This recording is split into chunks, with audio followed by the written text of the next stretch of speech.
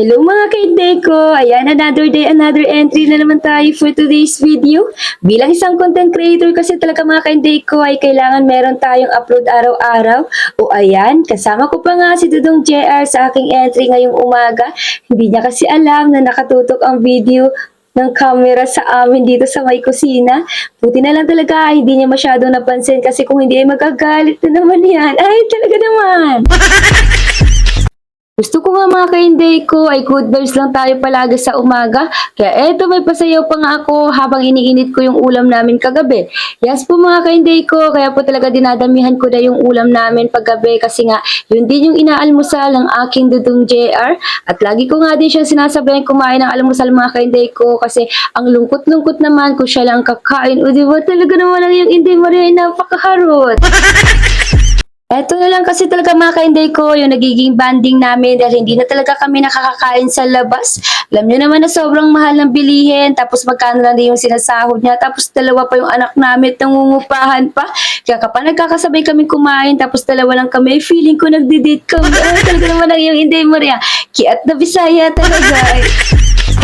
Sobrang proud nga ako sa mister ko mga kainday ko kasi kahit sobrang hirap talaga mangupahan ay talagang kinaya talaga namin. Simula kasi noong 2016 ay talagang nangupahan na kami at lahat po talaga ng hirap, problema ay talagang napagdaanan na namin. Kaya sabi ko nga sa kanya itong problema na pinagdadaanan namin ngayon ay maning-mani lang ito.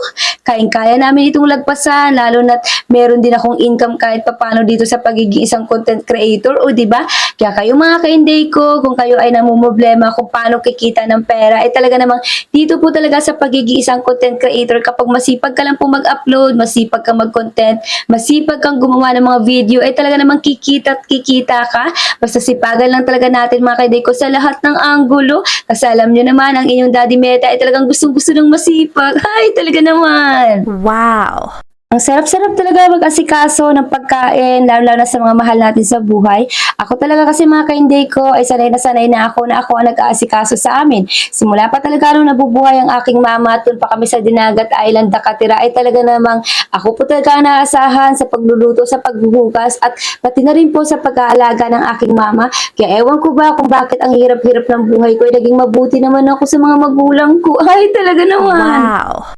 Pero alam nyo ba mga kainday ko, malaking tulong po talaga sa akin yung mga hirap na pinagdaanan ko nung bata pa ako. Kasi doon po talaga ako naging matatag at doon po talaga ako sobrang nanalig po talaga sa Panginoon.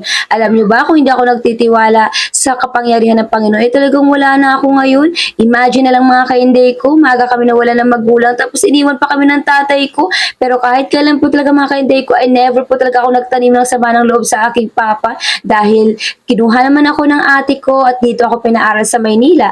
At kahit pa paano ay nakilala ko ang inyong Dudong JR ay talaga namang napakarot talaga. O diba? Dalawang plastic nga mga kainday ko ang pinapabalot na kanin ng aking mister kasi meron daw siyang pagbibigyan. Hindi ko natatanungin kung lalaki ba o babae. Ay, charis lang po. Pero syempre alam kong lalaki mga kainday ko pero hindi ko na po sasabihin dito. Ay, talaga naman. At eto na mga kainday ko, pinapakita ko na sa inyo yung ininit kong ulam. O diba? At nung kinahapunan nga mga kainday ko ay dumating na yung pinakahihintay namin na mic. At eto na nga yung ginagamit ko ngayon kaya medyo kahit tahimik lang yung pag-voice over ko ay talaga namang malakas na yung impact sa aking cellphone. O diba? Sobrang nakakatuwa dahil nakakales na lang ingay sa kapitbahay. Minsan kasi talagang sumisigaw pa ako kapag nag-voice over ako. At pero ngayon mga kainday ko talagang hinihinaan ko na. At eto na pa content pa nga ang aking dalawang Junakis dahil syempre nakigaya na naman ako sa entry ni Ma'am Leanne. Alam niyo naman si Ma'am Leanne ay ang lakas talaga makapag-million views. Kaya syempre nakigaya ang inyong Inday Maria.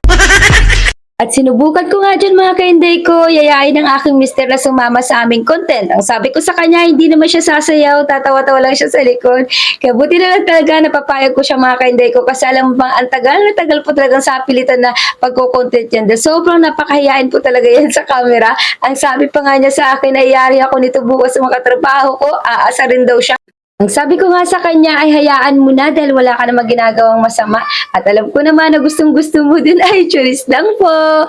Basta kayo mga ka-Inday ko, huwag kayong mawala ng pag-asa. Entry lang kayo ng entry. Huwag kayong malulungkot kahit sobrang baba po talaga ng views ng ating mga video dahil isa lang po yan sa pagsubok na ating pagdadaanan. Ganun po talaga para lang tayo nagdedegosyo. Minsan malakas ang benta, minsan naman ay mababa ang benta. Basta patuloy lang tayo mag-upload, mag-entry, maglatag ng ating mga paninda pa saan ba't matutuwa at matutuwa din si Meta sa kasipagan natin. Yun po talaga yung palagi kong pinanghahawakan mga ka-Inday ko, kaya hindi po talaga ako pinanghihinaan ng loob. Oo, minsan napapagod ako dahil syempre meron tayong kanya-kanyang problema na kinakaharap sa labas ng mundo ni Meta. Pero laban lang tayo, huwag tayo mawala ng pag-asa sa ilang pa. God bless!